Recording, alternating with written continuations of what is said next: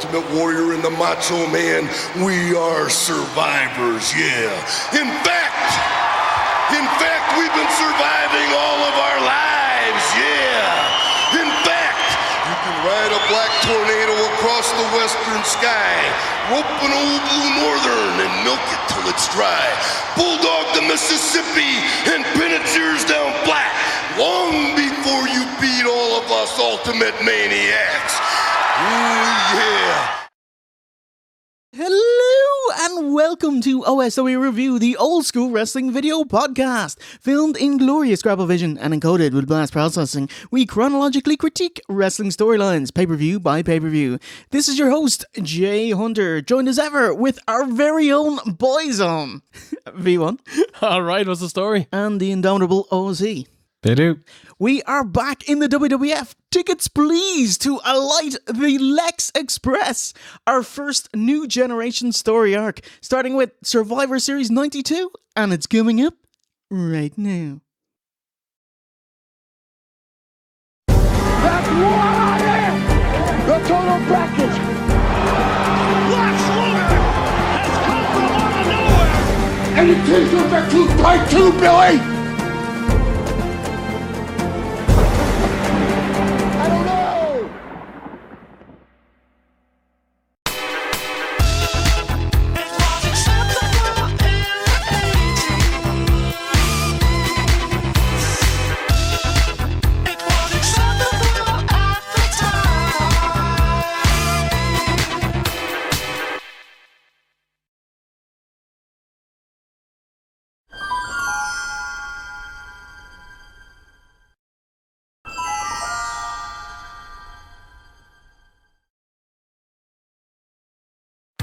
Welcome, Noggers! Happy days are here. How does it feel to be back? Yeah, good, yeah. Alright. Great after the last review, boys. Fatal Deviation was a bit of a bowsy, wasn't it? Holy shit. I never thought we'd have an OSW review where the three of us would break out into two unlimited. And Anything can happen on OSW. It's been 5 years since we've been in this era, this time period. That's mental. 5 years since episode 30, WrestleMania 9, July 23rd, 2013. Woo. Welcome to our new story arc, the Lex Express, where we'll go from Survivor Series 92 to Survivor Series 93, hitting all the pay-per-views along the way, except for Mania 9, which we've already done, with maybe some Brucey Boni in between. Steve, how's Twitch? It's great. Working my way through the new God of War. Or God of War. Or Dad of War. God of War series, one of my favourite of the last couple of gens. Very much looking forward to it. Excellent. Can you plug your URL, please? Yeah, so come watch me on twitch.tv/OSW Review. Massive shout out to Ultra Bra at Del Muir for his new OSW tattoo. Holy fuck. So it's from our ECW days, is it? I think it's just a razor blade. He likes razor blades. Okay. Put it there. It says OSC on it. Yeah, that's the first one with my name. And yeah, me too. Yeah. I'm on two because I'm a superstar, you know? One person is going to be like, V1 is getting too big for his boots. He's smelling his own farts. Very good. Excellent work. Yeah. Well done, sir. Well done. So we're not doing tattoos for reviews anymore. Absolutely not. How about, sir, we will go through his boy stable. Ooh. Shane Douglas. Oh, yeah. Oh, he's an absolute boy. Is he going to have to fight you for him? Is he in your boy I don't stable? think Shane is officially in my boy stable. There's only room for one Shane, and that goes to Sewell. Oh my God. Very good. Yeah. Very good. Glacier. You know what? I've never seen him wrestle. You've just seen his every entrance that costs 50 grand. Yeah. If you're going to steal from Mortal Kombat, why did you steal from Mortal Kombat 3? It's like, I have the white Sub-Zero. Yeah. Come on. The Mountie. Yeah, good choice. Great fucking wrestler. I love that guy. Yes, a staple of the Hulkamania era. Crash Holly. Ooh, somebody's finally taken him. He's been adopted. There you go. Being adopted. His papers have gone through. Did you leave him in a little basket on his doorstep? The genius Oh, absolutely. of glory and renown. He's amazing. He is. I love his voice. And he liked our What Bar t-shirt. And sang to us at some Irish ditty as well. That was nice. What's a what bar?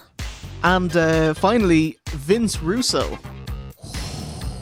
The most Contentious, controversial entry into the boys' stable, I'd say. I don't know how I feel about Vince Russo. Surely He's been a champion. Yeah. Sorry, mate.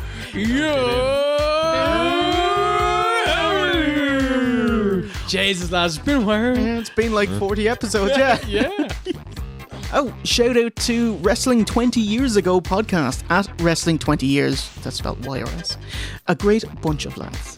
Lovely Why? bunch of fellas. Why? Did they give you free shit? No, he's from that Oh, podcast. good. It's a good podcast. It's a very good podcast. With all of our hot dogging and grandstanding out of the way, let's get you up to speed.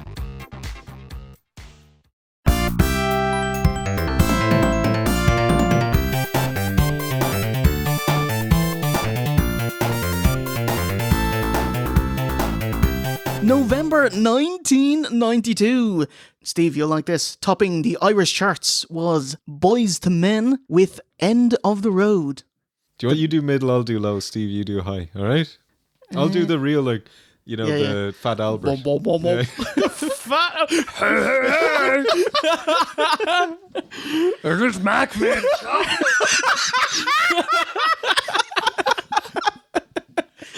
Oh my god. Go on, go for it. So we've come near the end of the road. Boys, that was actually nice. Yeah. Pop of the pops. Boys to Boys. Stephen, The Simpsons' newest episode, November 92, Mr. Plow. Wow, 92. Wow. 26 years ago. 25 and a still bit years ago. Amazing 20 minutes Yeah. of TV. Incredible, yeah. Because there's a bit in Family Guy where Stewie's giving out about The Simpsons. He said, oh, so you know all the words to the Mr. Plow song. Haha, that's funny. It's like, yes, that's right. Yeah. There's another bit where they're like, oh, what's your favourite episode of Family Guy? It's the one where Homer skips church. Fuck you. Actually is one of my favourite. Yeah. And in gaming, on the Mega Drive just came out Sonic 2. Wow, what a game. And in the arcades, a little known gem called Mortal Kombat. Us Europeans just got the Super Nintendo. Oh, yeah. And what were the Yanks playing? Super Mario Kart. A good time. Good fucking time Good indeed.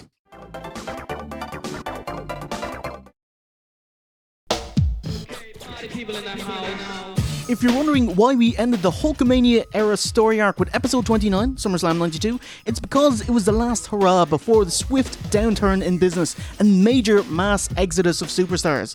SummerSlam 92 at Wembley was WWF's last stadium show until 2001, with the exception of the 97 Rumble at the Alamo Dome, which had 20% of the people attending not paying in. Wow. By late 92, we were truly out of the Hulkamania era boom. Compared to this time last year, so November 92 to November 91, Steve, can you do a punch noise? Like whammo, blammo, smack, Bork. House show attendance, Bork. down 51%. Television, Splat. dropped below a 2 and was now being beaten by WCW. Network specials, Fuck. like Saturday Night's Main Event, which is equivalent to the B pay-per-views now, kicked off NBC in 91, was picked up by Fox in 92, and had just been cancelled after 2 shows. Wow. Merch sales, Spam. down 55%. Wow. This is from just last year, like. And tonight's pay-per-view buys, brick. down 37% from 300,000 to 190,000. Why was business so bad? Stars leaving and bad booking compounded that. Who left? Stephen. Hulk Hogan. steroid scandal and massive bad press after lying to the public about it on Arsenio Hall. That'll do it. I'm not a steroid abuser, and I do not use steroids. British Bulldog. Outed for having bought and used HGH, human growth hormone. Ultimate Warrior. Also the HGH scandal and also sour booking. His relationship with Vince deteriorated over 92. Roddy Piper. Also named for buying steroids by WWF's Dr. Zahorian. And also, I'm going to Hollywood. Jake Roberts. Drug problems. Really? Yeah. Failing marriage, and his spot on the booking team fell through and was furious and demanded a release. Oh, wow.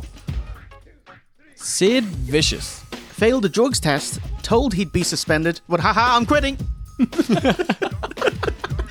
Seriously. Legion of Doom's Hawk. Yes, he went AWOL after SummerSlam. Legion of Doom's Animal. Yes, he just straight up quit in November. That was enough of that, and he'll join Hawk in Japan. Wow. And the Mountie. Yes, he just straight up quit as well. I'm out of here. Wow. So, Hogan, Warrior, Bulldog, Piper, Jake, Sid, Hawk and Animal, and the Mountie. That is you could do a pay-per-view with these lads. Absolutely. And you could do a good one that will sell. Yes. Holy fuck. And bad booking? We'll visit that as we go through the show. Tonight's audience, same as last year's. 17,500. Silver lining. That number is bigger than next year's, and next year's, and next year's.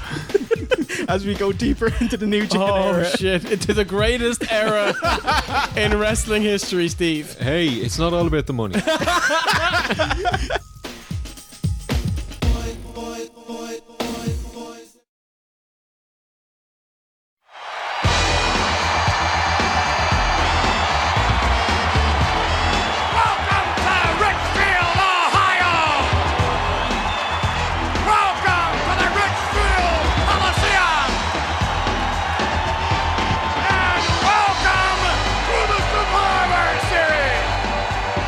The Survivor Series!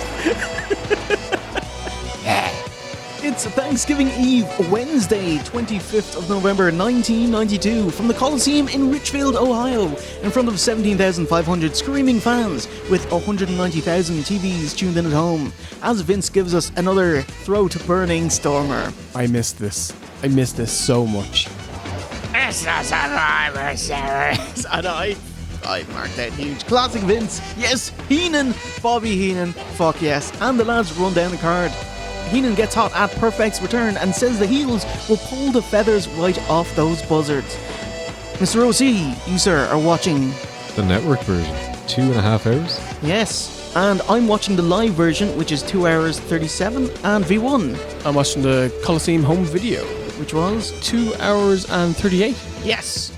So if there's any differences added or removed, make sure to chime in. I will right away. My opening of the show wasn't Vince.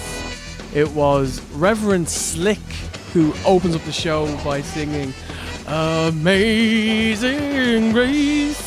I actually got that on the live version as well. Reverend, did you? Yes, Reverend Slick talks bollocks for 1 minute about Felonious, and he keeps hitting the podium because I don't have enough to say to fill the time.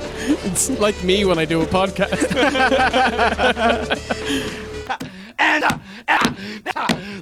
I didn't see any huge botches on the live show, but it was weird. There's a couple of instances where an old rotary phone would ring. I imagine it was in the production truck and they had the mic on or something. Oh my god. Martel going downstairs.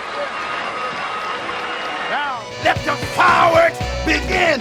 Glory! Our inaugural contest is High Energy, Koko Beware and Owen Hart versus the Headshrinkers, Fatu and Samu with Alpha. Owen Hart's theme hits. Boom, shh, boom, shh. Fuck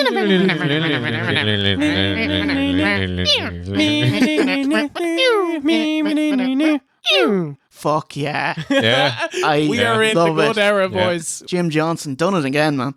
Can I be the first to induct a tag team into the boys club? Oh. I think that's a first, right? High Energy. Yep. I love it. Have you seen the movie Throw Mama from the Train?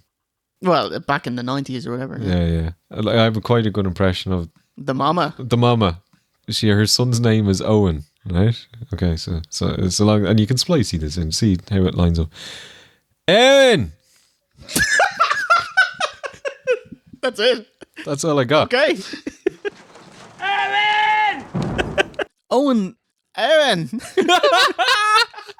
was at a crossroads in his life in 1991 and worked a few TV shows for WCW, but he never signed as he didn't want to move him and his family to Atlanta.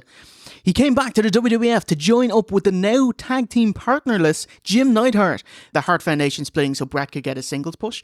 However, Neidhart spent the summer of 92 smoking crack with Davey Boy. And shocker, both were released. So Owen Hart teamed up with Koko Beware instead, a duo known as High Energy. They're facing the no entrance, the Headshrinkers. They deserved an entrance. Absolutely. Like, they win the fucking match. The Headshrinkers, aka the Samoan SWAT team since the mid-80s, coming in from JCP. Not coming in from the boat, but a respectably priced plane ride. This is their first WWF pay-per-view, Islander Savages with interchangeable tag members. And do you mean interchangeable as in when Barbarian came in to replace Samu? Bit of that, and like Yokozuna was in there for a bit. Get out of here. Yeah, What, really? Yeah, Splicey of that? yeah, a bit of that. I feel another try coming along here. Their manager, Alpha, was one half of the Wild Samoans who were wrestling since the 70s. So if you're wondering, this Samoan Savage gimmick wasn't an issue. It's more of a institution of wrestling history. But who brought them over to America? If they're savages, they don't have a minder.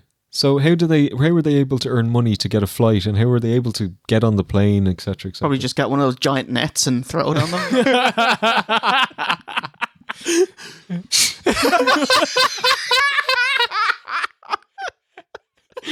Brilliant.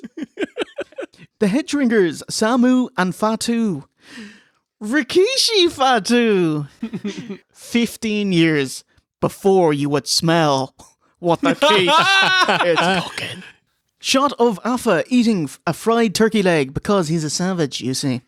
We get to see all of the tropes of Samoan wrestlers.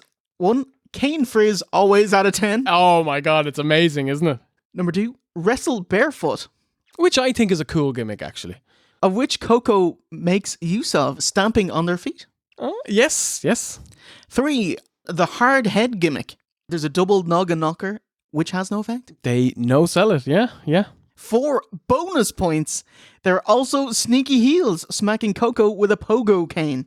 Brain covers whatever the noise was by saying, he was just cracking the ropes. Bobby Heenan, man. Whew. Good at his job. It's an understatement. Yeah. Oh, no, did you see that? Did the rope snap? What was that? Heels in control with a big clothesline, quick tags, and a nice savate kick, signature Rikishi. Hot tag to Owen, high energy drop kicks, big back body drop and top rope splash. Spinning back heel kick, but he's caught and into a scoop slam, setting Owen up nicely for the Samoans' assisted top rope splash and the 1-2-3. Oh my god, incredible 0% extra height. I don't get this. He's on the top rope and his tag partner is waiting in the corner and I'm like, okay, he's going to get up on his shoulders. But he just jumps over him. Yeah. He's an obstacle to get over. He makes it more difficult. Yes. Yeah. Motivation. Motivation. Okay. Heel Savages win in 7:40. What do you think? Yeah, fun opener, high energy. My boys, I think they lasted all of 3-4 months. Always like the Headshrinkers as well, but they are not boys because they're too popular and good as a tag team. Yeah, I enjoyed it as a fast opener. Decent match. I thought there were 4 good workers. I thought in parts, Owen looked really good. Sometimes a little bit sloppy. Like there's certain times I was watching it going, slow down a bit, Owen. You don't need to do 8 moves in 10 seconds. You can do 1 move every 10 seconds and it might even be a little bit better.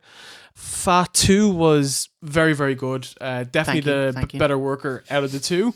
I thought the match was a bit boring when the heels were getting the heat, but really picked up after Owen got the hot tag. And as we talked about, the finisher is a bit silly. Yeah, overall, a decent match and a good opener. Excellent. Yes, I was so happy to see Owen. Expecting big things from him, but maybe that's 94 Owen. Maybe not quite now. I thought it was a nothing match. Classic WWF match structure as the faces start off hot, heels get the heat, hot tag, clean house, and the finish. Headshrinkers, I thought they were a very middle of the road tag team. Like, I know they won the belt once for 3 months or whatever. Is that it? Yeah, so, you know. It was very nice to hear their theme songs. Like, holy shit, you won! Oh, Steve, the brain scan. Great gimmick. The brain scan. That's right. Now watch this. You see the Samoan is up there, way, way high. A head shrinker, and he is also a pilgrim. See the hat on him? But look here. You know what we have here?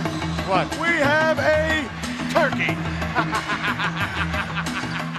I'm pretty sure this was lifted straight from Eamon Dunphy, who used to do the same thing when he was going over the replays of the Ireland games. He'd like pause it and he'd draw arrows and little bits of bobs. Brain just got a chance to be funny and get a couple of jokes in. Want more of this. Oh, obviously Ireland at the forefront of technology. Absolutely. Other countries steal from. Eamon Dunphy. And Johnny Giles would always, I don't know if they were taking the piss out of him or what, because he'd be writing on a roller on there. No, back. No, stop.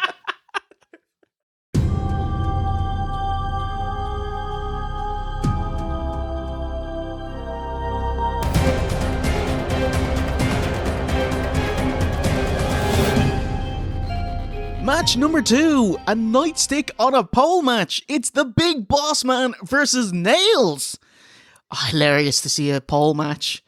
Did you know Vince Russo started in the WWF as a freelance writer in 1992? Coinkydink.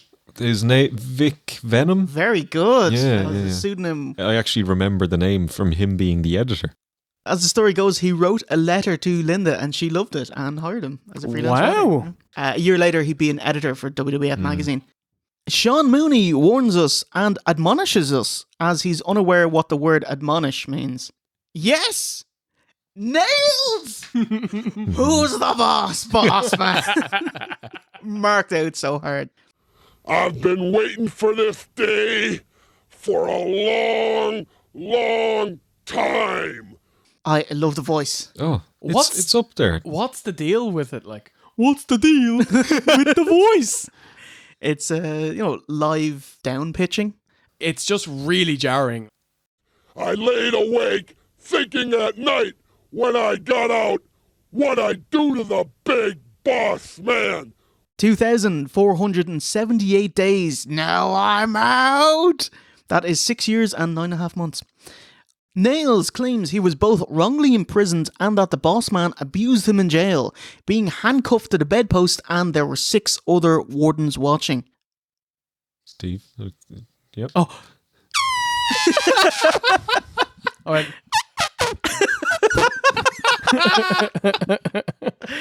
Question, did the boss man ever refute these claims? Not to my knowledge. Because otherwise Nailz is the victim. He's the good guy in this storyline. Before this, I had Lord Al talks to the boss man, right? And he cuts this great promo. Like, he is full of fire and he's just awesome. He's like a really good babyface. I've read his files. I know what kind of crimes he's committed, and I know he should be serving a life sentence because he cannot be rehabilitated. I've seen his file, I know the report, and I know the crimes he's committed against society, and by all rights, he should be serving a life sentence. Question, did you get the interview with Boss Man and Mean Gene? Where he says the exact same thing. Yeah. Yeah. No wonder they cut it. Yeah. The Cobb County cunt doesn't specifically address the personal abuse, which is very suspect, but instead talks as a third-party outsider, saying he saw his file and deserves a life sentence. I think, like, shoot-wise, I bet he just didn't know what the storyline was. But, like, kayfabe-wise, if he denies it, that's just the end, you know? Nailz should file a lawsuit.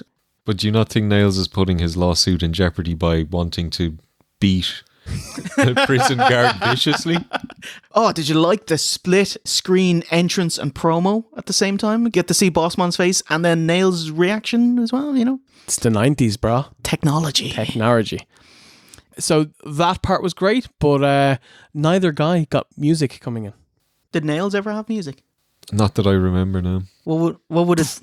Doof, doof. Just hammering nails. Yeah. Oh. Or that's the sound of... He comes out.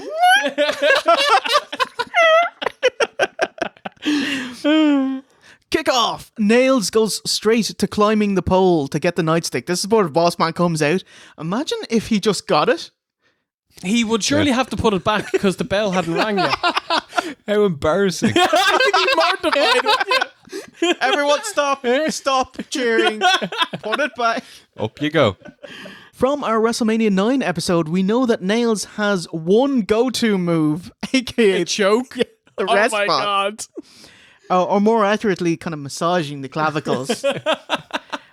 How long does it take him to give up wrestling and go straight for the rest spot? 9 seconds. Yep, he throws Bossman into the corner, and then Bossman comes out stumbling. He's like, do whatever move. And he's like, choke! Pretty sharpish. Bossman has fucking none of it and just stops selling the punches. He's a punch. Nailz eats a mistimed big boot, and he gets kind of El Gigante level selling. Oh, yeah. Woo. Jailbird slaps on a chinlock as Heenan tells him to jerk it off. Jerk it off, rip it off. As Nail groin pumps Bossman's back. He's just... It's pretty great. Story of the match is wear down your opponent and see if that gives you enough time to retrieve the nightstick. Bossman's got to get the nightstick. Bossman going over to the corner. He's going up. He's got this shimmy all the way up to the top of that. Tell you what, the crowd are fucking mental. Oh for this my bout. God. Every time they go for the nightstick, everyone just explodes. Oh, mental. It's so cool. Lots of happy women and children. And not like 40-year-old smarks. Like, Husky Harris. I remember this angle. I loved this angle. I thought Nailz was awesome. I thought his voice was awesome. He scared the shit out of me as a kid. This was an awesome angle. Double clothesline, but Nailz forgot the clothesline, so he just sells like he got shot. Nailz doesn't even bump. He just slowly settles himself down. He can't get it down. He's got it. Finish of the match, Bossman grabs the nightstick and whacks Nailz, but despite this, Nailz gets the better of him. He like absorbs these nightstick shots. OOC selling. To be fair, Bossman also sells a nightstick shot to the side of the head, which could potentially kill somebody. Absolutely, yeah. And he just shakes it off. Yeah. Bossman regains control and hits the Bossman slam and gets the win. Press him down. Kick out. He covers it. Sour Mush Nailz slinks away. He glowers at Bossman and off he pops like. Bossman's flower power was no match for his glower power. Oh. And Vince says, I bet this isn't the last we've seen of this. I think it could be. It was, yeah. You have walked in the same light. You have shared the same lifestyle. You have basked in the glory of the Nature Boy. Backstage, Mean Gene tells us he's with one of the most awesome tag teams ever assembled. He'd be right. Nature Boy Ric Flair and Razor Ramon. Flair mentions that Perfect knows all about Razor. I was like, how does Perfect know about Razor? They are actually mates and tag partners back in the AWA, but it's very odd, you know? They replay Perfect's babyface turn at Primetime Wrestling 11 days ago, and he's now tagging with the Macho Man against these two. Flair admonishes Perfect for turning on him despite walking in his shadow and basking in his reflected glory. It's a good promo, but like he doesn't say anything at all. And then Razor cuts a promo. His partner, as you very well know, the Macho Man Randy Savage. Gene Ming. Tonight, esta noche, the Razor gonna carve you up. Boys, I think he's shite. I think his promos are absolute awful. I hate this fake accent. I just think it's a terrible gimmick. No, absolutely not. I think you're going to be in the minority on that one, Steve. Really? Yeah. Jay, do you want to... Oh, I'm with Steve. Really? Yeah, I didn't like this at all. Amen. Like, he's just doing a terrible... Yeah, Tony Montana. It's too close. Tony Montana. It's too close Yeah. to Scarface. He's just like, I'm gonna carve you up. Do you not like that? I you know? So he was like unashamedly a Tony Montana ripoff, but I thought he did a great job. And I would ask the wonderful fans what they think. I'd be surprised if people agreed with you. Razor pulls an Iron Sheik saying Gene mean, and that he's the only one who oozes machismo. Did like that, Macho versus machismo. Yeah, straight up Scarface. Is he tongue-tied? Is he in Of Mice and Men, perhaps? Just before you go on, before the scene, I got two short scenes. Oh. We had Shawn Mooney, who Yes! talks to Nailz after his loss. Nailz come... They turn off his distortion. No. He's a loser now. So Nailz grabs Mooney by the throat, pushes him up against the wall, kind of like the Titanreich thing with Cole, I but love it. slightly less rapey. Not love it as much. And he just basically goes like, "This is another case of misjustice," and Is that walks off having a moan. Miss Justice? Is that Sid Justice's wife? Yeah. Yes, it is. And then the second scene I have is Lord Al. He's backstage with Tatanka. As you can see, I'm here with the Native American Tatanka. And he cuts a promo vowing to take his sacred eagle feathers back from Rick the Model Martel, because these sacred eagle feathers mean a lot to him and his ancestors and his tribe. And he really wants his sacred eagle feathers back because they mean a lot for his ancestor, his fans, and his tribes.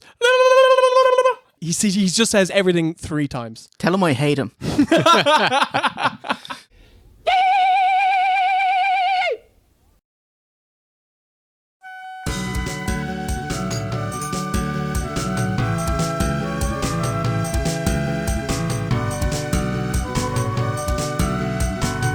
Our third bout tonight is Rick Martel versus Tatanka.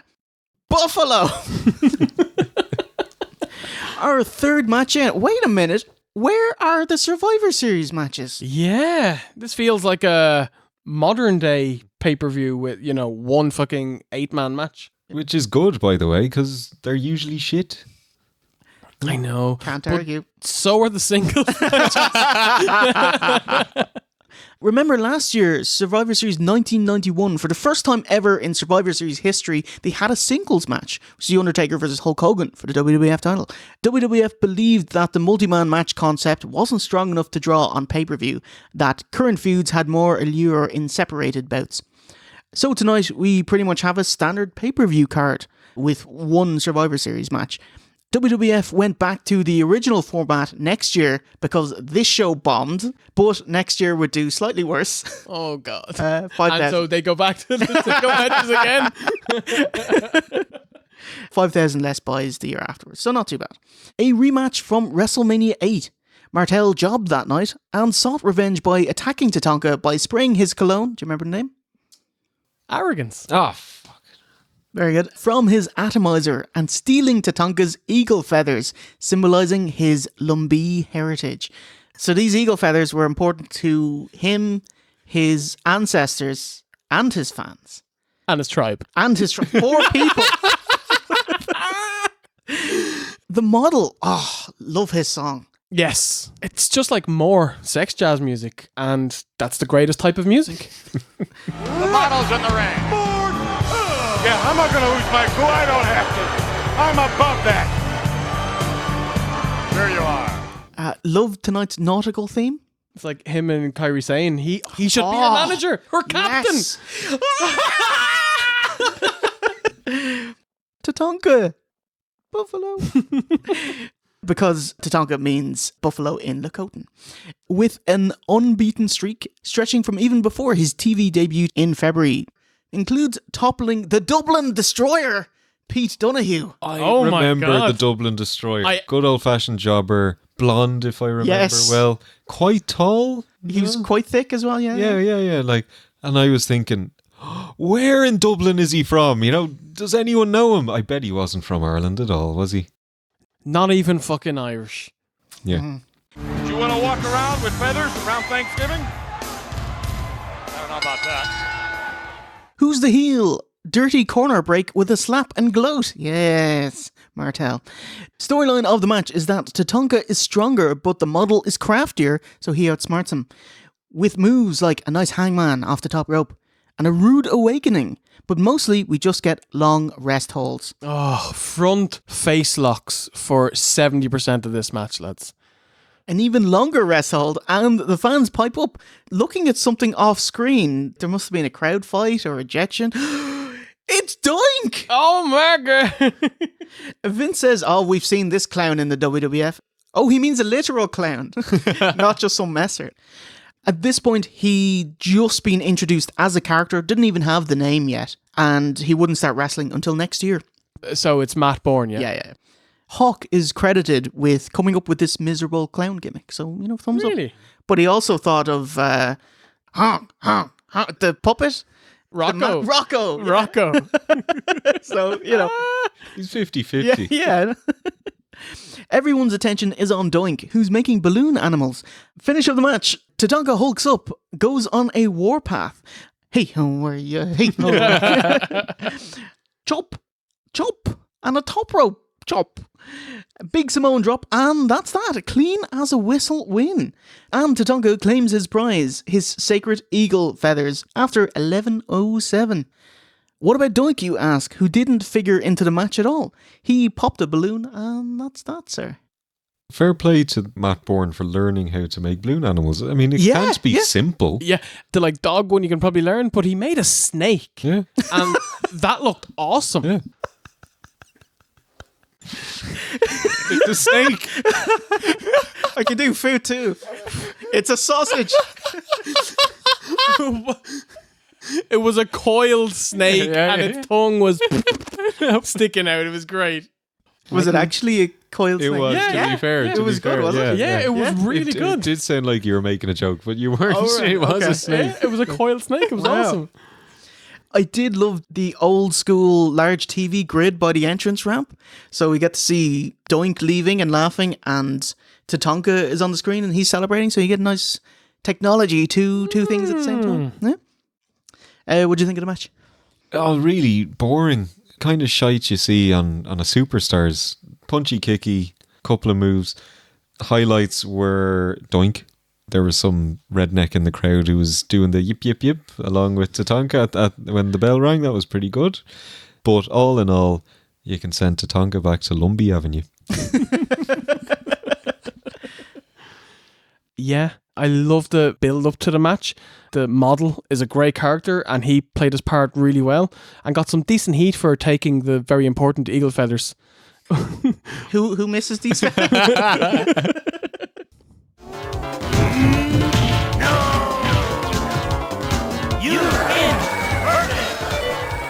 We can be the perfect tag team, hands down. Dig it. I can dig it. This Ric way. Flair, woo! Folks, hold on for the action. Let's get out to ringside. Match number 4 is Randy Savage and Mr. Perfect versus Razor Ramon and Ric Flair. Ric Flair, the real world's champion, had officially arrived in WWF in 1991 and was given the coolest, most fitting entourage. Manager Bobby Heenan and executive consultant Mr. Perfect, who was recovering from his back injury and was given this role on screen as well as being the heel commentator on Superstars. All three naturally arrogant, conceited heels, great talkers with peroxide blonde hair. What a crew. Yeah. Let's give a big one. Woo! You did it. Although being bested at WrestleMania 8 and their plans foiled at SummerSlam, Nature Boy regained the WWF title from Randy Savage on television. Primetime Wrestling, September 14th. Ooh, remember the big knee injury spot at SummerSlam? It feeded into the finish here as Randy passed out from the pain of a figure 4, protecting him from being a quitter, and just got counted out. It was very odd. Savage is unconscious. We did it. Woo! Interesting tidbit, the match was so bad that Vince ordered the wrestlers to leave the gorilla position and they reshot the entire match. Wow.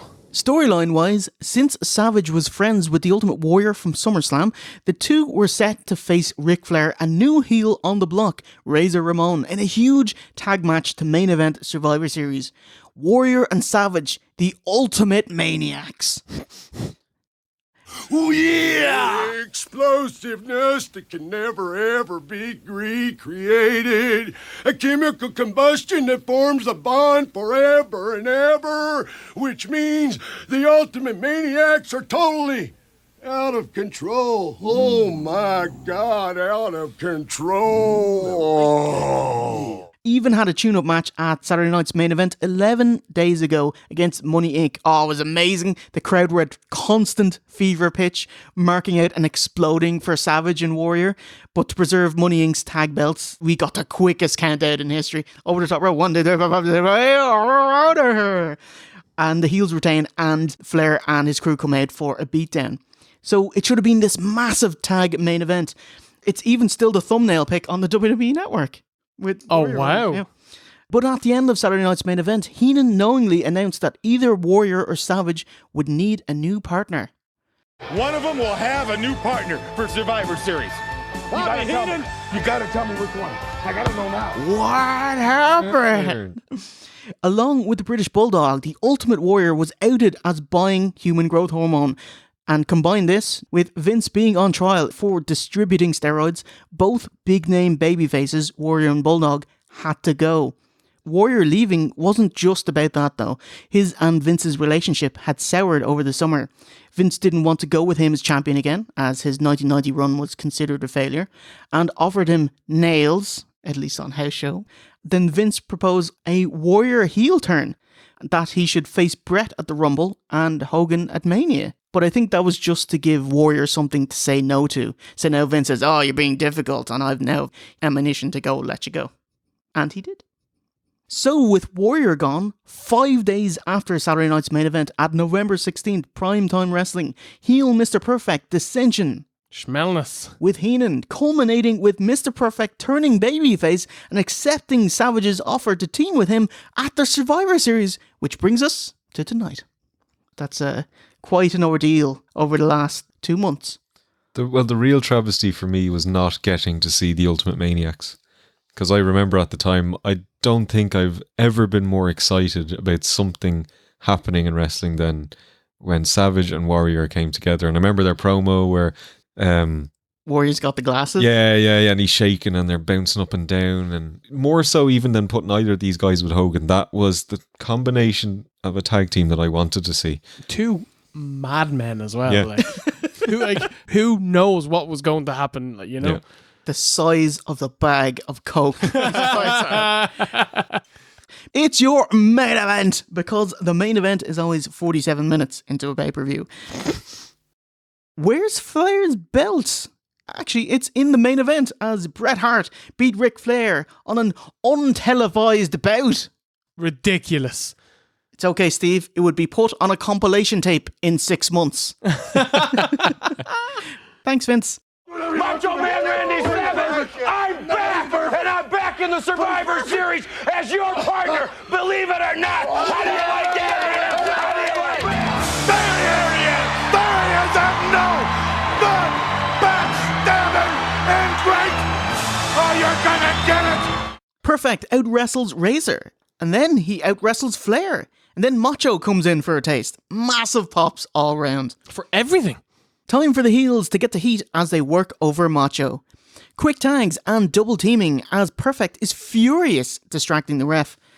I love the old school territory heel of Flair double teaming, and Flair claps his hands to simulate a tag. It's good shit. And it saved him upwards of 2 seconds. He could have just slapped Razor, you know.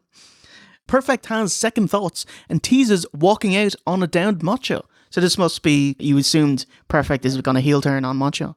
Heels are doing an impressive job battering Macho. They destroy him. For ages. Do you like Razor's chokeslam? Shades of his old mullet buddy, Mark Holloway. There's a picture of those two with the beautiful bushy mullets and the old Flanders. It's quite the Burt Reynolds. It's good. Burt Reynolds. Macho turns the tide with a top rope power slam reversal and hot tag to Perfect. But Hennig books so strong here. He smashed both of them initially. Macho was murdered by them, and then Hennig comes in and batters them again. Flair bumps like a trooper for a knee lift. Hennig cleaning house there, and he just does a knee lift, and he's like, he does like a woo, big flipsy. For me here, right after this big knee and sell, there was a massive cut, and all of a sudden, Perfect is selling. Yeah. Razor's right there. It's got him. Oh, no. Did you see that? Yes. He deliberately tried to get disqualified. That was not deliberate. Ric Flair, he bonks Macho with a chair. Yeah, it's not. It all goes pear-shaped as Perfect runs into the referee, bumbling him outside. Finish of the match, Perfect counters the Razor's edge and hits the Perfect Plex on Razor. But there's no ref. He hits the Perfect Plex on Flair, but Ramon breaks it up. 2 refs in the ring, but they can't control it, so the match is just thrown out after 16:38. So Perfect doesn't get the win and the rub despite there being nothing on the line. Why does Perfect pin both men? And even Heenan says it because you know, you can only legally pin the person who's legal, you know? Yeah. I think it's to give the fans at home a shot of this guy who was upper mid card level is now pinning top guys, so he's kind of jumped up to the top level. But if you want to put him on the top level, book him to win, you know? Put him on the top level. Put him on top, lads. Yeah. The Perfect Plex is an awesome looking move, right? But it's a pinning move. So, like, whereas with the super kick, not even being in a match, Shawn can hit a super kick out of nowhere and leave somebody laying on the mat. Austin with the stunner. Perfect. Now what do we do? I'll just let you go. Okay, I'm off. It doesn't have the same. You just know that if this was a match, I would have pinned you, mate. You know, the classic heel tag team in the corner, cutting off the ring. Babyface can't make the tag. Once Perfect got back in the ring, it all kicked off, and it was really good. Kind of last 10 minutes to the match. Thumbs up? Yeah. Overall, yeah. For the overall package, including the build and the characters, yeah, thumbs up. You've just, by the way, your description of the match structure is the match structure of all WWF matches at the time. This felt like an emergency match due to the company imploding behind closed doors. Like, world title changes off pay-per-view. Perfect as weird as this big smiley baby face. There's no builds. Razor's nowhere near ready for the position as a wrestler, as a character. DQ thrown out the match is fittingly bollocks clusterfuck finish. Yeah. But I love seeing everyone here. That's awesome. So many stars. Got a calamity of booking decisions. It was like, why isn't Bret in this match? He just beat Flair and deserves to be wrestling amongst all the main eventers, you know? Yeah. Instead, Bret, who is the unestablished main eventer, he'll be wrestling a mid-carder. Why wasn't he Macho's partner? Why didn't you call me Macho? Just didn't want to pay international calling fees. Perfect is walking that fine line between life and being crippled for life. That's the bottom line. Perfect, you stuck your nose where it didn't belong. And next time, the Ninja Boy and the Razor end it for good.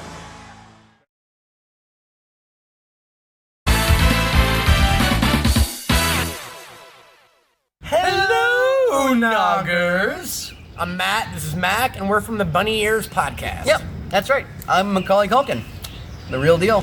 You might remember me from when I ambushed Chavo Guerrero on Raw in 2009, amongst other things. I'm also a huge OOC mark. You talk about it all the time. All the time. This week's question, which 90s WWF wrestler was the Burger King? Ooh, answer after the break. Questionarium. The only kind of king you are is the Burger King. Oh, no. Burger King. Burger King. Did you figure it out? We asked you which 90s WWF wrestler was the Burger King. If you guessed Jerry Lawler, you're wrong, because the answer was The British Bulldog. British Bulldog's my name, wrestling's my game. In tomorrow's Daily Mirror, the amazing secrets of my life. It's red hot, soulless and good. Plus, get your teeth into a free hamburger at Burger King. You feeling hungry? You want a free burger? You got it, only with the Daily Mirror. Take a big bite tomorrow. You can check out Bunny Ears every Wednesday at bunnyears.com or on all the podcast things. Yeah, freaking awesome. Yeah, so, yeah. Enjoy yourselves, dorks. Bye, dorks. Bye.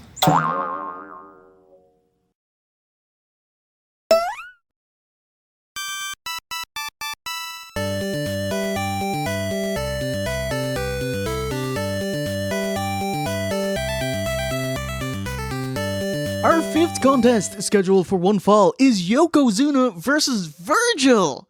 From the Polynesian Islands, weighing 505 pounds, Yokozuna led to the ring by Mr. Fuji. Yes. Bit disheartened to hear Yokozuna did nothing in the sumo world. He did have one sumo match in the WWF, one worked sumo match, jobbing to Earthquake, Raw, May 16th, 1994. Jobbing? Yeah.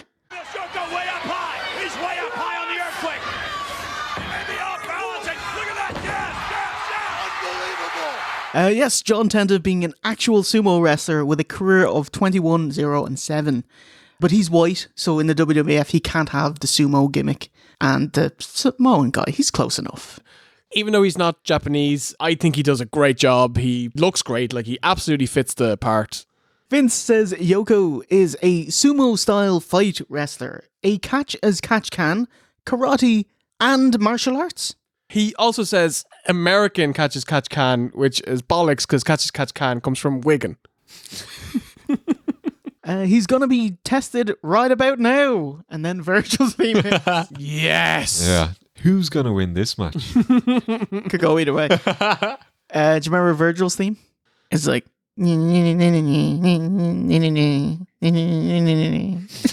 It's so pathetic. So you've done it again? That's what I was going for. Oh my god. Virgil will be shucking and jiving, show so to speak, no doubt. Oh, wait a minute, what's this? Before we got this match, I actually got an extra segment. Oh my god. Lord Al goes into Yoko's dressing room to have a chat. And Yokozuna is having a massage from two cute Japanese girls. And then the girls give him a massage and he makes a creepy face. End scene. Who makes a creepy face? Lord Al. Okay. He's very, very happy. He's like, whoa. All right, sold. Yeah. I thought Virgil, great shape here. This is a showcase match for Yokozuna, dismissing Virgil's offense with a savate kick, being Samoan, and a big belly-to-belly slam. Vince says that sumos have extraordinary balance, preempting the storyline of every Yoko match. Try to get him off his feet. Finish of the match, yep, that's right. Possibly the nastiest bump, a instant sushi. Virgil tries to schoolboy Yokozuna and gets squished. Forget about it. Running corner backsplash, double palm chop, and Bret's rope bonsai. Yoko flattens Virgil, steamrolling him in 3:34. He's a menace. Exactly how it should have been, lads. Other than the no selling from Virgil of most of the moves, he just kept jumping up. I don't think he knows. As Virgil is down, Vince is screaming, "Get up, Virgil! Get up! Come on! Get up!" I was like, this is his gimmick, to get up and do more damage. Yeah. It's brilliant. It really did a great job. Look, I was I'm not a fan of Yoko back in the day, but I really respected him because I thought he was pretty decent for his size, actually. So this one got him over quite well. So Virgil did his job, and I feel just so ruddy bloody proud. For a squash match, I thought this was pretty good. Nice and short. Yoko looked like a monster, got all his moves over, and Virgil was in good shape, moved well, and had pretty good fire. So, thumbs up. All right, yeah, I thought a highly successful squash match to put Yoko over as a formidable main event heel force to be reckoned with in the future. And the slow motion replay shows how such a large guy can perform the bonsai drop safely. He kind of lands on his feet, taking the weight, and then kind of rolls back on his arse onto the chest. So Then kind of rolls back on his arse. good stuff, though, you know? Yeah. You know? Yeah. Thanks for not murdering Virgil. Bad stuff, though. Thanks for not murdering Virgil. Backstage, Mr. Perfect prop comic has uncooked turkeys for the heels. I love that Perfect bats the chicken away like it was chewing gum. He just boo, and it splats on the floor. Disgusting, like literal raw turkeys that Perfect. Oh, this one is Razor and this one is Flair and this little one is Heenan. And all I kept thinking was fucking salmonella. Hassle, yeah. A turkey for a turkey, yeah. Hey, can you guys say gobble, gobble? And that's something, yeah. You're the best, brother. You're the best. No, you're You the did it. best. We did it. We're perfect, We yeah. absolutely The are perfect. Well, what about tag it, Bobby the Brain Heenan? Can you say gobble, gobble? No, I can't say gobble, gobble. I'm not a turkey, I'm not a weasel, I'm not a chicken, I'm not an animal, I'm a human being. What am I? Match number 6 is the Natural Disasters, Earthquake and Typhoon, and the Nasty Boys, Brian Knobbs and Jerry Sags, versus the Beverly Brothers, Bo and Blake, with Money Inc., $1 Million Man, and Irwin or Shyster. Our only Survivor Series elimination match tonight, and it's all about Jimmy. In February, manager Jimmy Hart turned on the Natural Disasters in favour of Money Inc. Another Jimmy Hart team, the Nasty Boys, were subbed out last minute for Money Inc., which is a really mean thing to do, especially as Money Inc. would win the tag titles. This led to the Nasties breaking up with Jimmy Hart, and Nice Guys the Bushwhackers gave up a pay-per-view payday so the Nasties could get revenge on Jimmy and his team. Where do the Beverlys fit in? They feuded with the Natural Disasters, so they're happy enough to join forces with Jimmy. Jimmy. See who's brought to the ring by the Genius! Oh, give him a bigger role. Where's his poetry? Where's his cartwheel? Where's just him getting up into the camera and like pulling himself over? This is all about Jimmy Hart, though, so yeah, it's a shame that they needed a tag team. Beverly Brothers, who already had a manager who's been underutilized. Yeah. Before we kick off, Sags, Knobbs, Bo, Blake, Typhoon, Jimmy Hart, and the Ref all have glorious fucking mullets in 1992. Oh. Blake enjoys outsmarting Typhoon, and Jimmy Hart cackles at ringside. It's cartoon heel. I love it. He's just like, he's so slow. Quake sets up the Beverlys for a Typhoon hoe train, then double squishes using Typhoon. Man, whoa, this could be over very quickly. Nice Rikishi bump by Blake, and Bo takes a Road Dogg pump handle slam. No bumming. Minus the bumming, yeah. How much more effective would it have been with the bumming? It turns it from a transition move to a finishing move. When you factor in the shame of it, I think it really hurts more. Emotionally, yes, emotionally. It becomes apparent that Vince doesn't know who's Bo and who's Blake. Yes. If you want it, Blake has the rake on his face.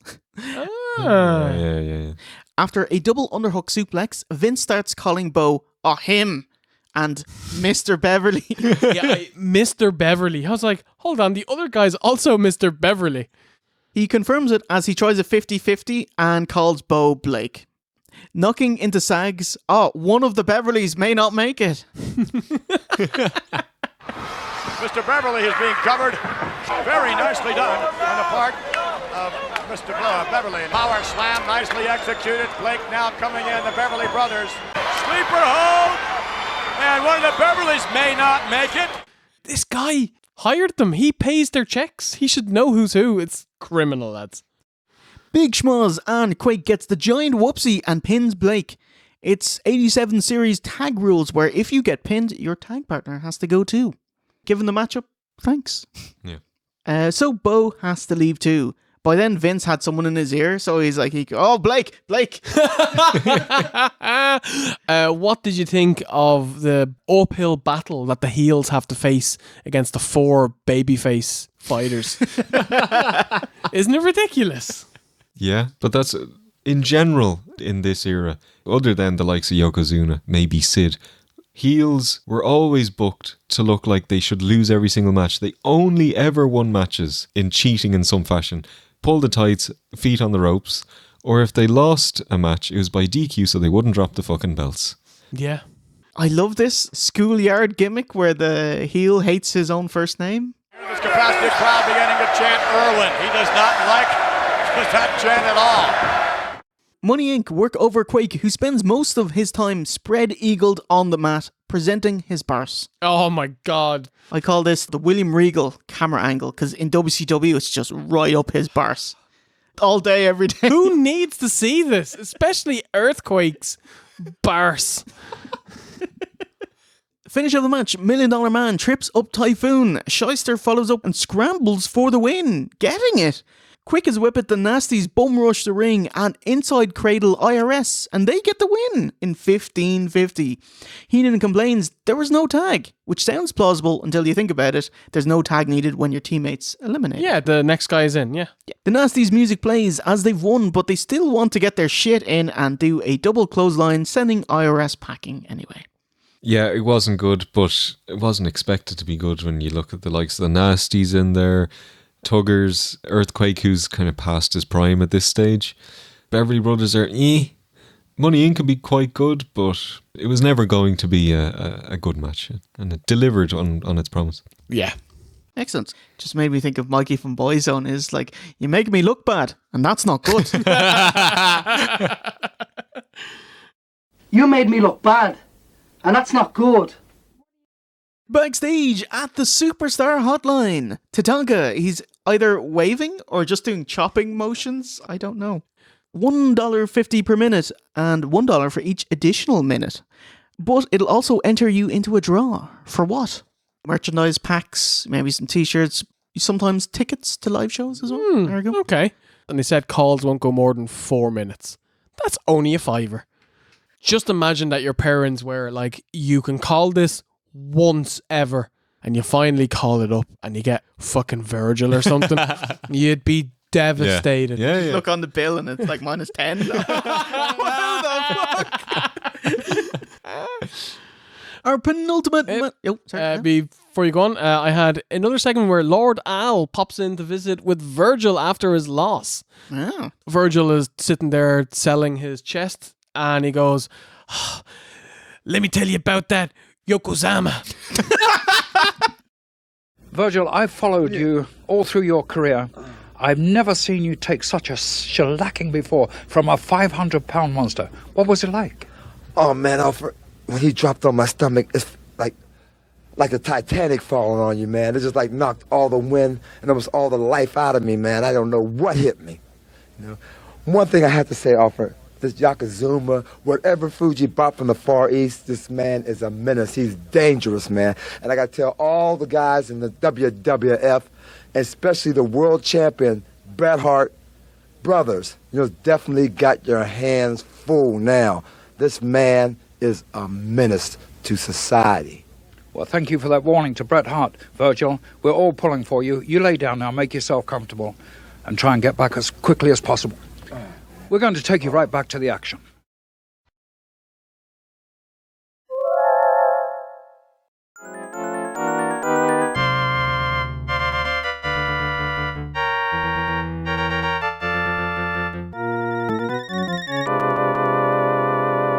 Our penultimate matchup, number 7 tonight, is The Undertaker versus Kamala. Actually, if you look at this match graphic here, they always put the faces on the left-hand side, so they're presented first and most important. But conversely, they also enter last, so they have the more important entrance. Yeah. Poor owl Harvey Whippleman. This Pee Wee Herman looking motherfucker. He was going from strength to strength in the WWF, from managing Big Bully Busick. Oh, me meow. To the Warlord. Get him in your stable. To main event Sid Justice. Big step up. And he'd even adopt a doctor gimmick as Sid would batter jobbers and listen for their heartbeat afterwards. That's pretty cool.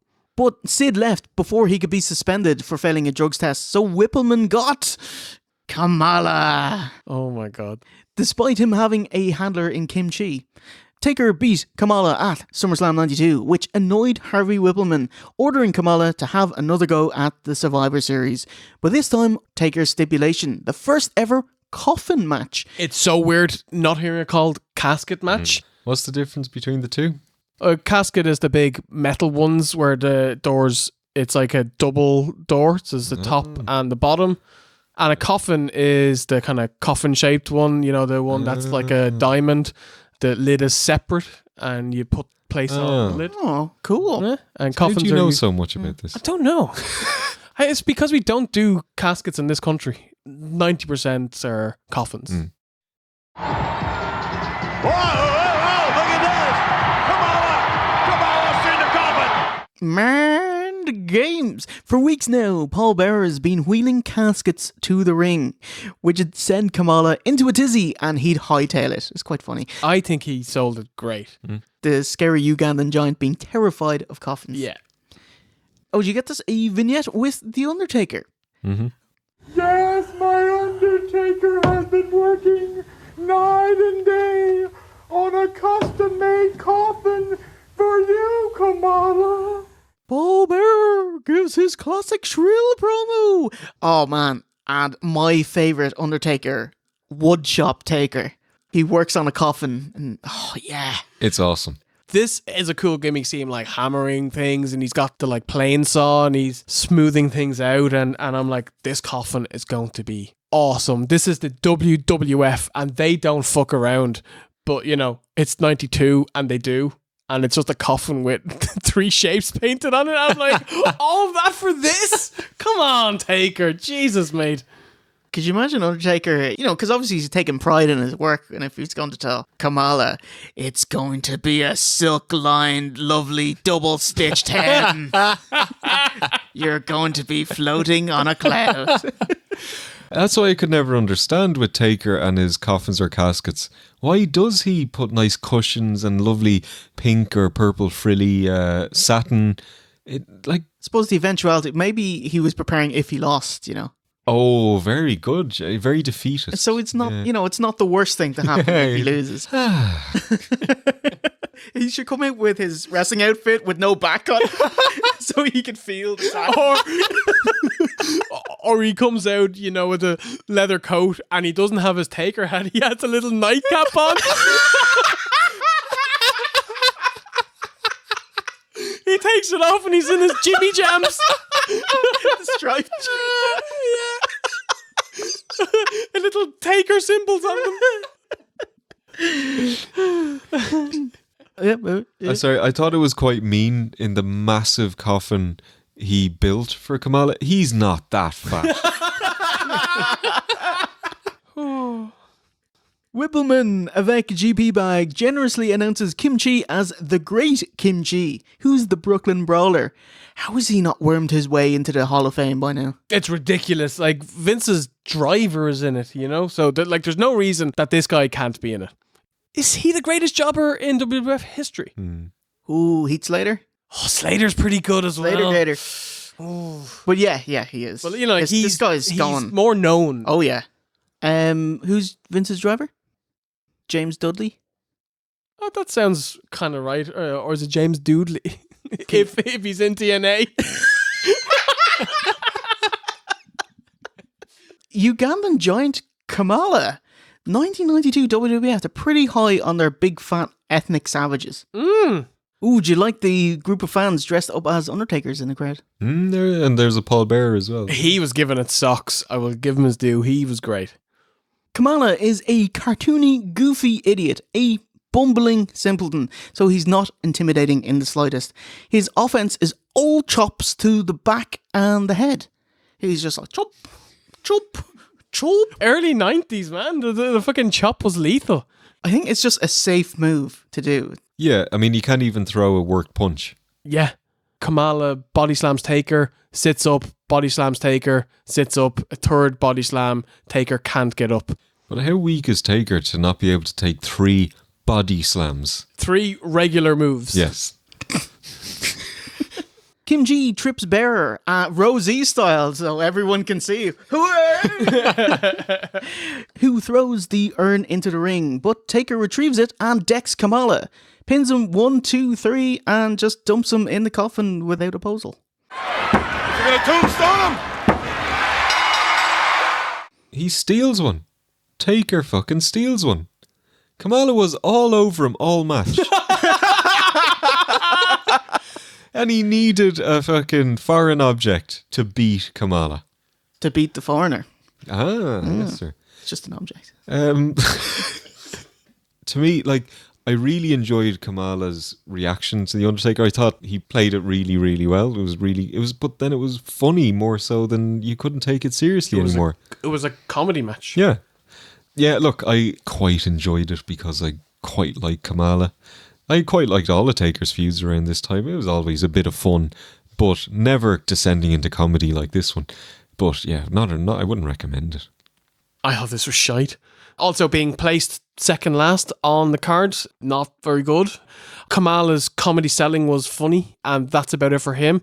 He has the worst splash in the history of wrestling, where he just lands on his feet and glides down on top of them. You know, obviously, it's great that he's not going to hurt anyone doing it ever, but does he? No, I was thinking if you got a head shrinker in front of the ropes, he'd have to jump over him. Oh, there you go. Amazing. Apart from that, I hated pretty much everything else. Match went 5-27. Nothing match, no tombstone. We didn't get it at SummerSlam either. Maybe he's too big. Yeah, I think so. I have to say, I fucking love the long nails that have to be hammered in on the coffin. I think it's quite a violent act because he's got this, big bludgeoning hammer, just, smashes it in. I also love how he doesn't actually hammer them in. He puts them in about half inch and then bends it around so that they don't have to actually put effort into opening up the coffin later on. But yeah, the nails look awesome. Poor old Taker. At least this is the blow-off. Taker is done with Kamala, but he's not done with Harvey Whippleman. I'll see you next time. His next big feud was with a man whose name rhymes with Bryant Gonzalez.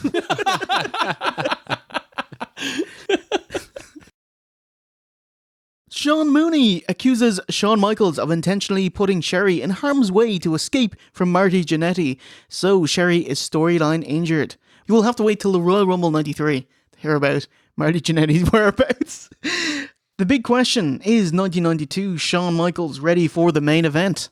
Do you remember his catchphrase at this time? I don't think so. Is there any doubt in my mind that I'm going to be walking home with the World Wrestling Federation Heavyweight Championship?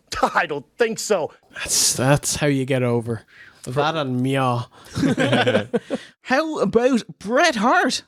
Mean Gene says Bret Hart has bested the Mountie, the Berserker, Martel, and Virgil all in 2.5 weeks. Pipe down, mate. That's not that impressive. Look at killer's row, isn't it? Look at the roster. Fucking hell. Bret says Thanksgiving is closely associated with the Survivor Series. And it's like, oh, no, you're closely associated with the Survivor Series. So. You know, Gene, Survivor Series and Thanksgiving have always been held in real close association. Bret gives thanks, says he's the best, and that's it. I thought Bret's promo was a bit shite. Yeah. It's so sad. Basically, he says Shawn Michaels so many times, in fact, that when I got to the end, I said, I have to go back and count how many times he said Shawn Michaels. It's 7. It feels like way more, but it's 7. I started out on the bottom, Shawn Michaels. That's what I've been doing, Shawn Michaels. And it didn't matter who it was, Shawn Michaels. But you know Shawn Michaels? Shawn Michaels, but Shawn Michaels, tonight, we're going to find out who's Shawn Michaels. I don't think he was ever a great promo, but he would get better than this. Oh man, 97 Bret. Like you said, Bret Hart, don't cut a promo, give out. I was just about to say, that's because he's not cutting a promo. He's having a moan. He is the world's greatest complainer. He could be Irish. Huh? Fucking great. Bret says HBK is going to be a great Intercontinental Champion, but for the world title, the excellence of execution is feeling pretty excellent tonight. 2 hours in, 1 match left, because it's time for your actual main event.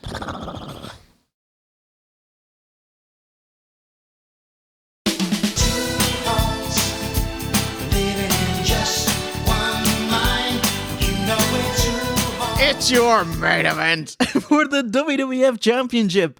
It's WWF Champion Bret the Hitman Hart versus Intercontinental Champion Shawn Michaels. Shawn's belt isn't on the line. I was making some noise. I was a working boy. Up at the top of the voice, saying, "Look at me, mama, I'm making some noise." Look at me, mama, I'm making some noise. Tom Petty is how they were trying to get Bret over, going in the opposite direction of Hulk Hogan, who was a massive dude, incredible coke tape promos, signature moves, and crowd working, and generally bad matches, like in a technical sense of the word. Hart's shtick was the opposite. Instead, he was the hardest working world champion, taking on all challengers over a short period of time. Not only is he the best scientific wrestler on the roster, he's also the hardest worker, and tonight, he's defending against Shawn Michaels. I don't like them putting him over as the hardest worker or he's had the most matches. I don't care for that. Hammer it home. He's the best. He can out-wrestle anybody, and that's why he's champion. Owl HBK with that wonderful Kentucky waterfall. I love it, the bushy mullet. Man. It's the sexy boy haircut if I've ever seen one. Oh, why have you got Bulldog's Intercontinental Championship belt? Davey Boy Smith was supposed to defend his belt against the Mountie tonight, but Bully, along with the Warrior, was shit-canned for using HGH. The Mountie, he straight up quit the company. So on his way out, Bulldog dropped his IC belt to Shawn at Saturday night's main event just 11 days ago. By that time, Shawn was already scheduled to wrestle Bret in a world title match, so the Intercontinental title isn't defended at all tonight. Vince calls Bret the most scientific champion of all time. Heenan immediately says, wrong. Yeah, it's great. Well, who is Flair? Awesome. Amazing Weasley heel move as Shawn tries to get out of a cinched-in headlock by pulling the hair, but Earl cops on immediately and doesn't let him get away with anything. It's brilliant. But then Shawn grabs his hair and keeps on turning towards freedom. And like the ref just can't see what's going on. And I was like, oh, good fucking heel heat. I love it. By scientific, we mean Bret is a doggedly ground-based, hole-based, low-risk grappling offensive wrestler. Bret will out-wrestle you knowing all the counters, exemplified by Shawn reversing a hammerlock and Bret running him out of the ring. See, he kind of runs around and he bucks him off. And he kind of fist pumps as well, I think. I quite like that. In real sport, in tennis, for example, golf, you do something good, you're kind of like, come on. People mark out to how awesome that they do. You know? Exactly. So that was quite realistic, I would say. In terms of him being a scientific wrestler, yes, it comes across so well, his mastery of the ring. But God, there's so many rest holes. I think I'd argue that they make these rest holes something decent because they're always moving, they're always battling, they're always trying to get out. There's a headlock in this match that goes on for a while, and I was like, this is pretty good. But then compare it to the headlock that was in the Tatanka match earlier, and that's bollocks. And I was like, that's the difference between boring the shit out of 10,000 fans and keeping them into your match, you know?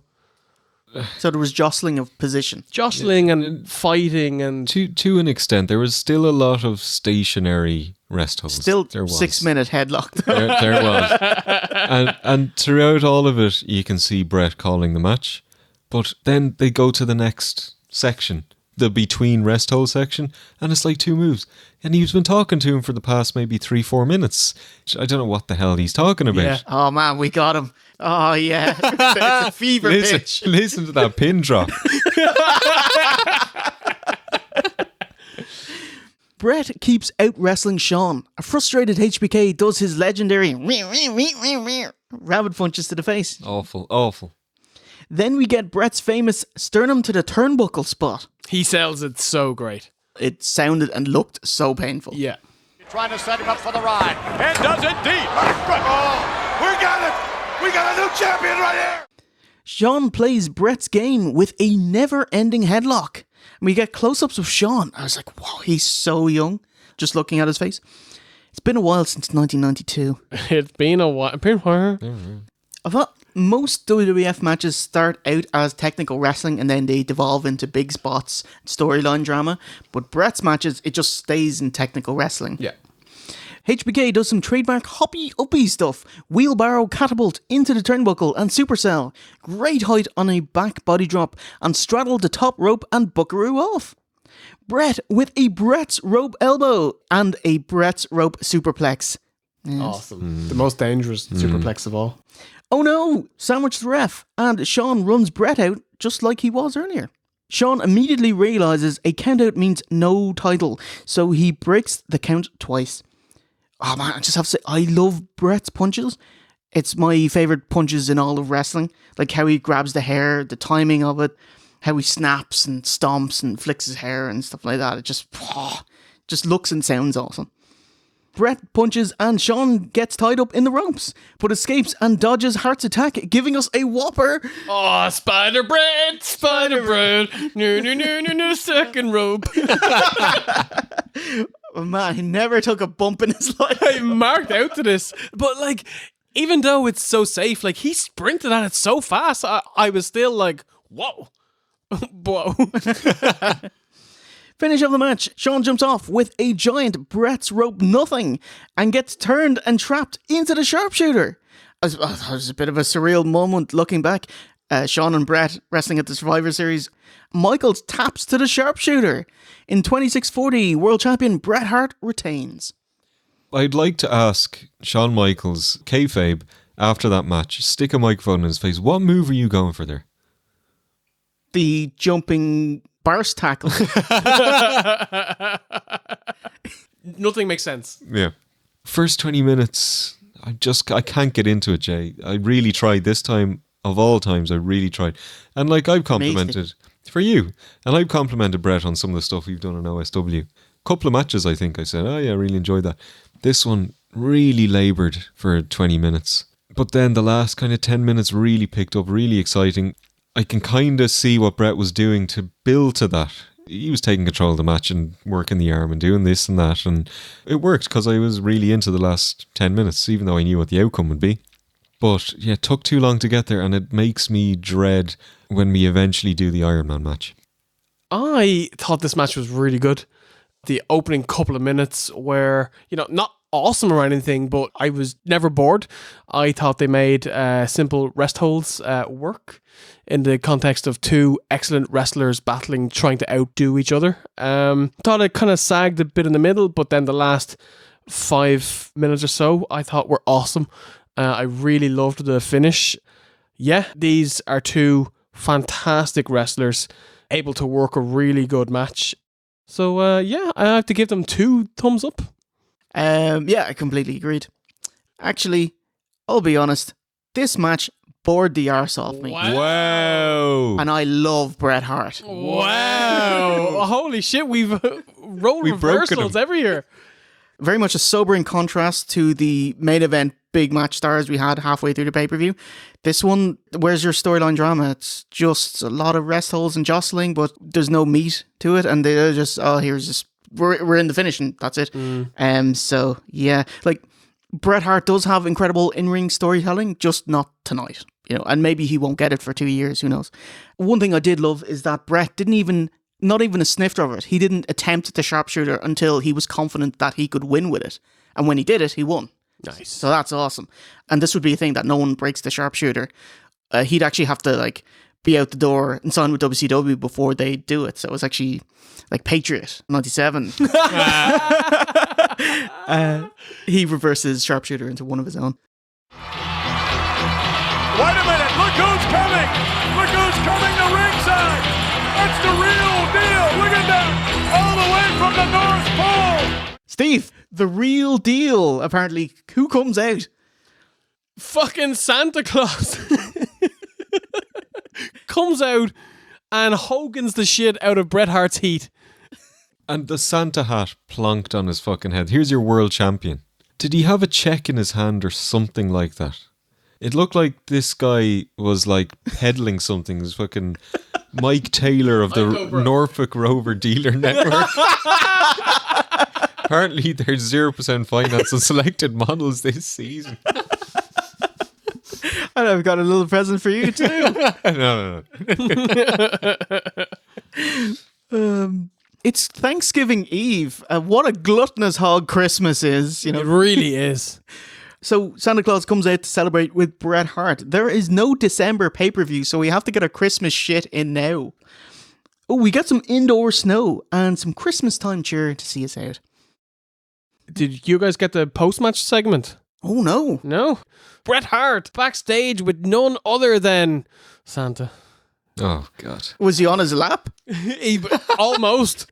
So Santa asked Bret what he would like for Christmas. Oh, okay, Bret Hart. Santa's been watching you all year. You've been a good boy. You had an excellent match tonight. What is it you want most for Santa to bring you this year? He says he wants the best competition that the WWF has to offer so he can prove that he is the best there is, the best there was, and the best there ever will be. You just got that. I know. That is a Jimmy Bennett level promo there. Yeah, pretty much. All right then, let's take it to the aftermath. Ho, ho, ho, ho, ho.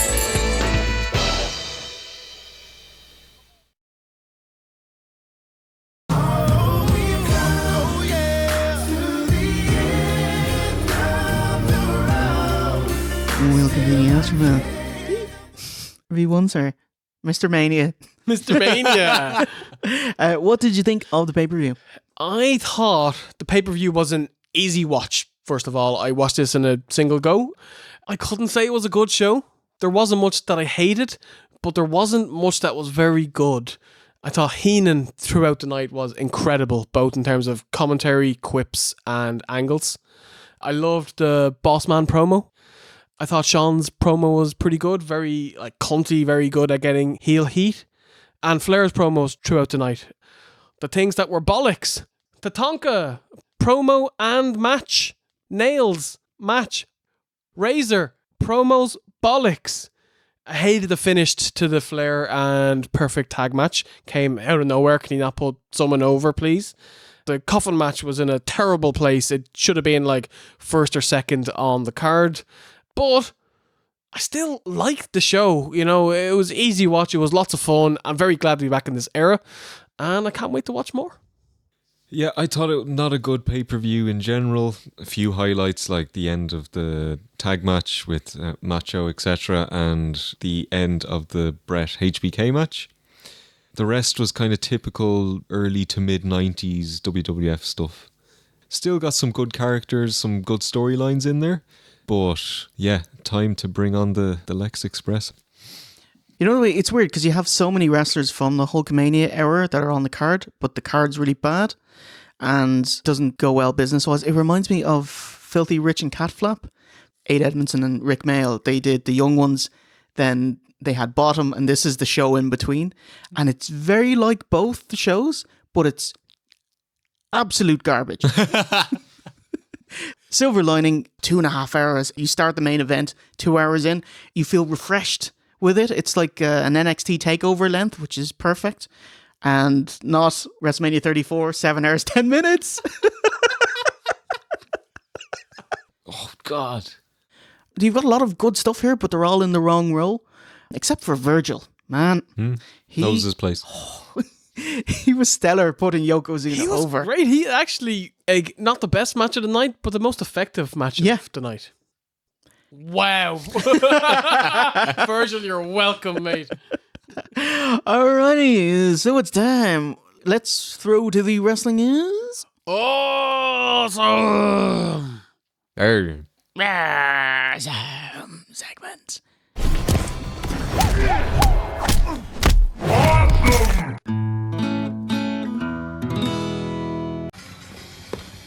Hey there, sweets. Let me help you. See, your elbows aren't tight, so you're missing out on the sick rep. His arm's having a heart attack. Your bulk is so fierce, almost as swole as mine.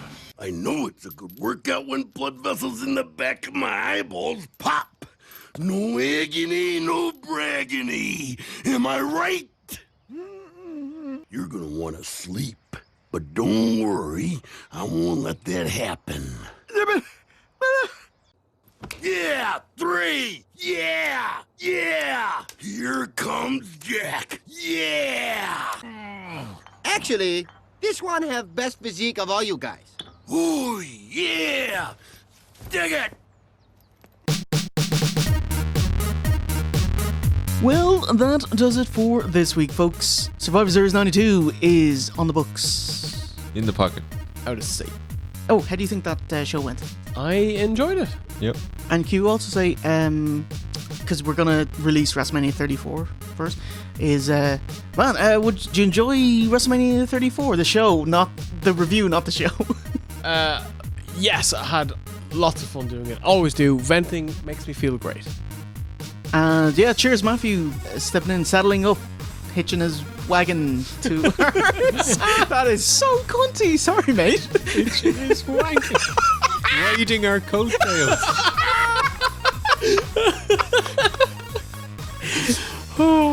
Let's try it again. Thank you, Matthew. All right.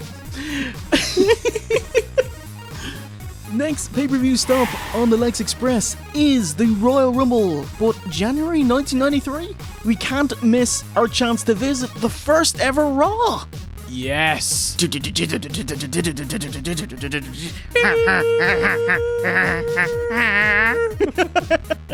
So we'll see you next time for that. Steve, what's on Twitch? We are in May, as you know. How is things in May? In May. What's cracking on Twitch, sir? Playing many great games, Jack. No idea. Oh, here, will you put them on screen? Yes. I like the power. And remember, you can catch all of our episodes free of charge on an IMAX Player 4:3 full screen at OSWreview.com. Oh, yeah.